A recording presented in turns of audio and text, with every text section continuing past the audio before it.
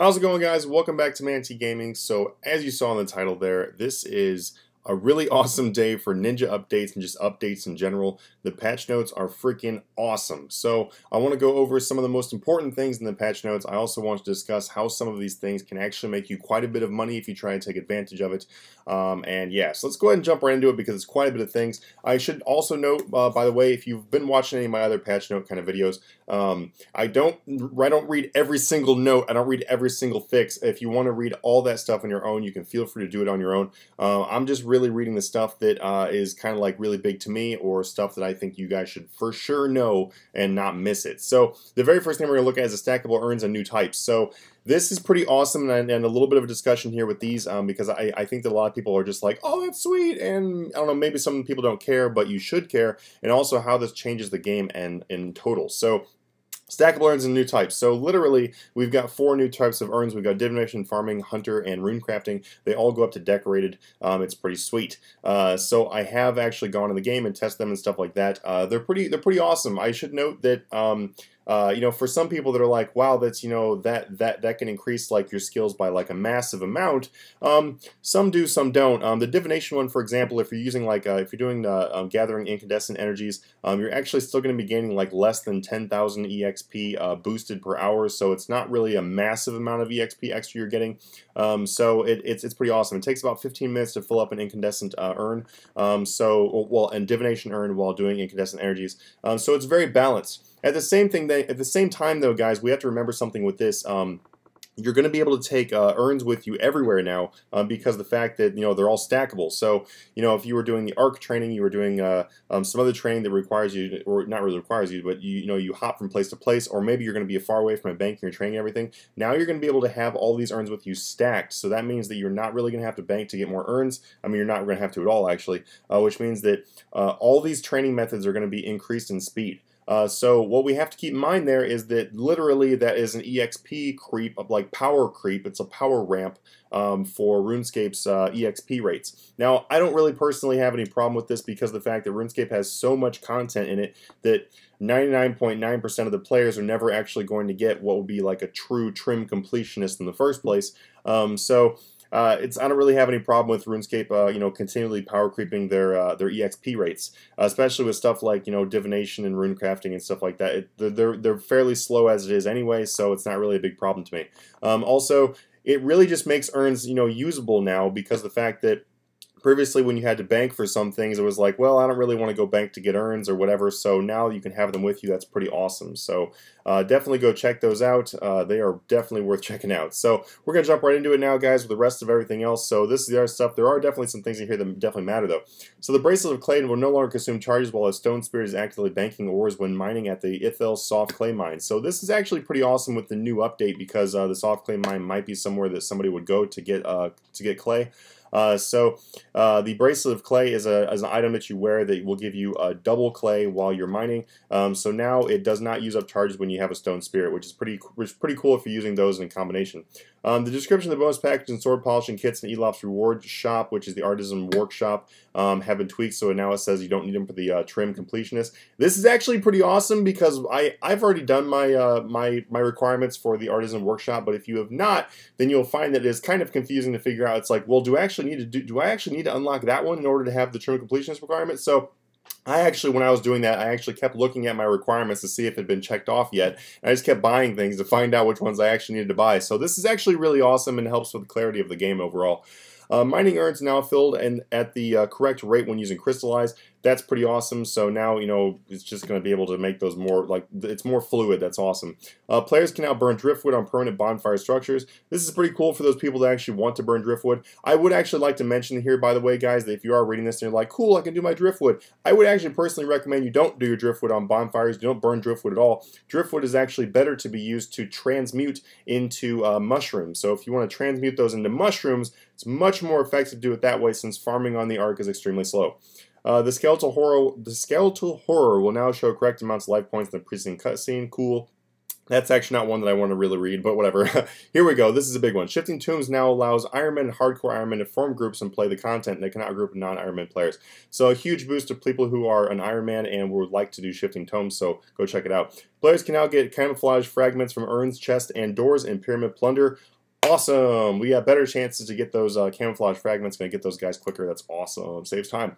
Okay, so this one right here, there is a lot of things in the other section that are really great for combat stuff. So I would recommend you guys actually go read this on your own, but I'm just going to read the big important things out of this. So a cactus patch, which is this is not combat, but whatever. A cactus patch has been added to the Menaphos, northeast of the Grand Pyramid in the Imperial District. So this is great because now we have another cactus that we can go do for farming, which is awesome. I really enjoy doing the cactus themselves. So great, more farming patches.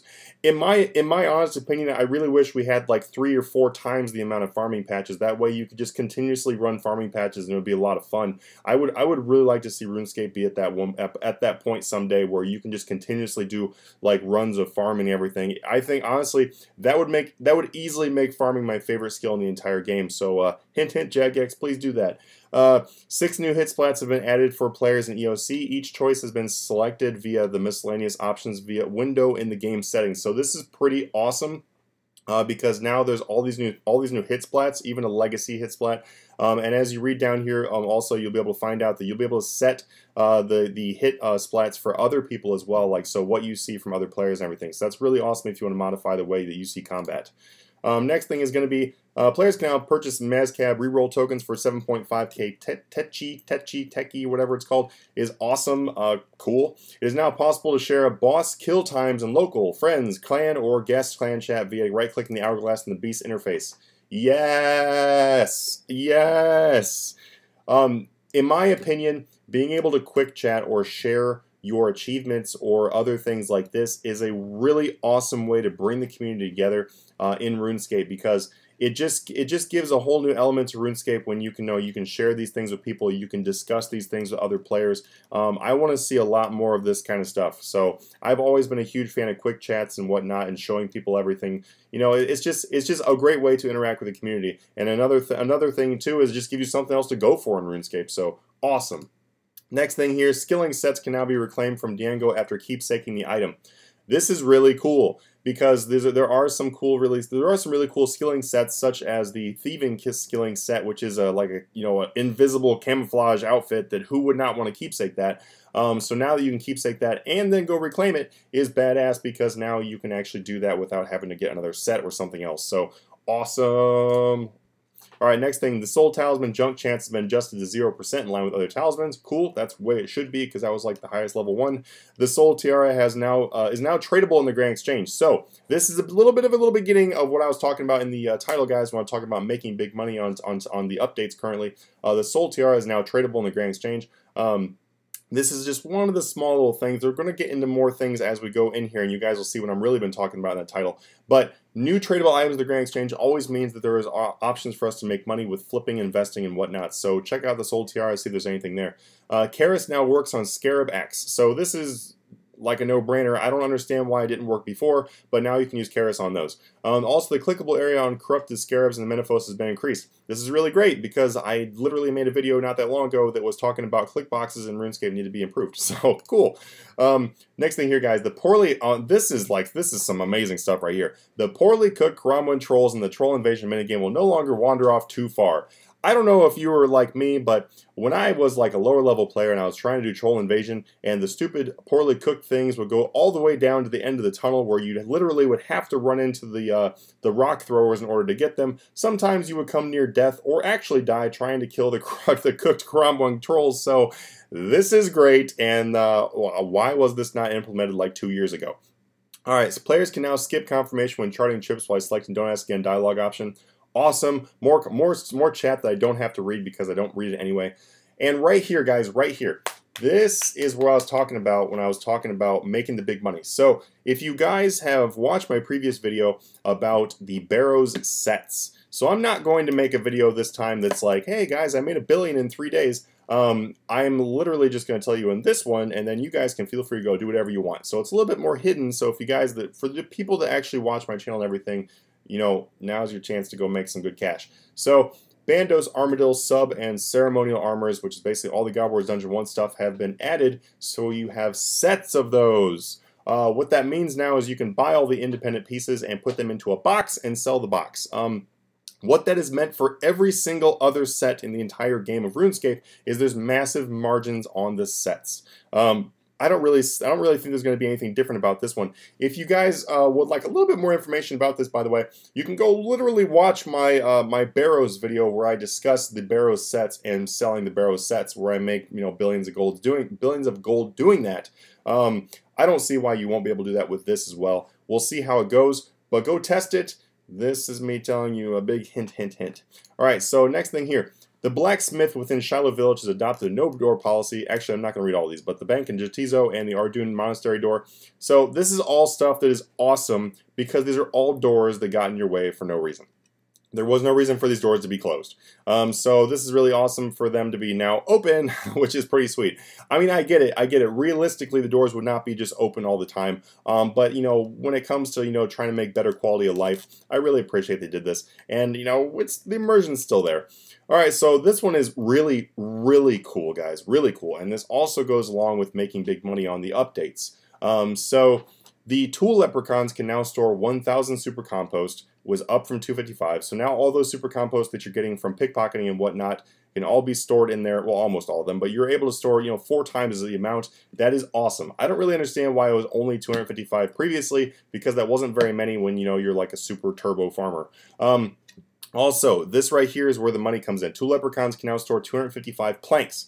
So if at first you're like, what? Why planks? So it's awesome because that's what you need to do to make wines. Like you need to make these to get the grapes. The grapes from farming required planks, and then previously I thought that was incredibly stupid because I was not gonna like preset planks in my inventory, because I literally would have to use like 2 presets for my farming runs because of the fact that I have to pick up all these damn planks and then take them with me, to go do that. And I was like, this is not worth doing for the grapes.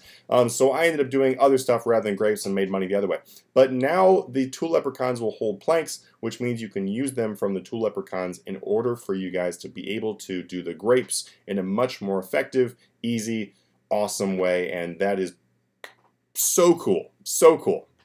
Alright guys, so that's really it for that one. Also, remember that today is the last day, 2200 game time. If you're already watching this past 2200 game time, it's kind of too late for you. But remember that today is the last day to submit your Barrows kill count. You have to have your starting kill count and your ending skill count from Friday to today, 2200. Remember that you have to have those in by 2200, because if you don't have them in by that time, then you're not going to be counted. If you are 1 minute late, nope, sorry, I can't do that. So make sure that you have it in on time, because I mean, other people will complain if I try to let you in with you being behind schedule. So anyway, check that out on my Twitter. My Twitter is @Runescape Manatee Gaming. Also, guys, you can just check out the new stuff going to be coming out. So I am going to be finishing off the Bandos kill count stuff this week. I'm also going to be doing a stream today, so if you're watching this video brand new, then feel free to go check out my stream. If you guys ever want to see my streaming schedule and where I'm going to be streaming, that is mainly what the Twitter is for, so I'll be posting that on there too. I'm also going to be adding new things on Twitter too.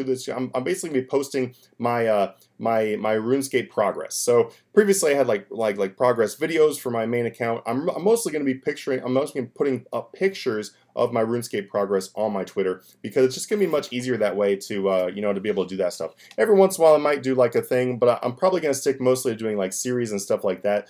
So I'm not going to be doing a whole lot of my RuneScape progress on the YouTube channel right now. I'm mostly going to be sticking that to the Twitter for people who want to see that. So anyway, guys, thank you so much. Feel free to subscribe if you enjoyed the videos like this, and I will see you guys in the next video. You guys have a great day.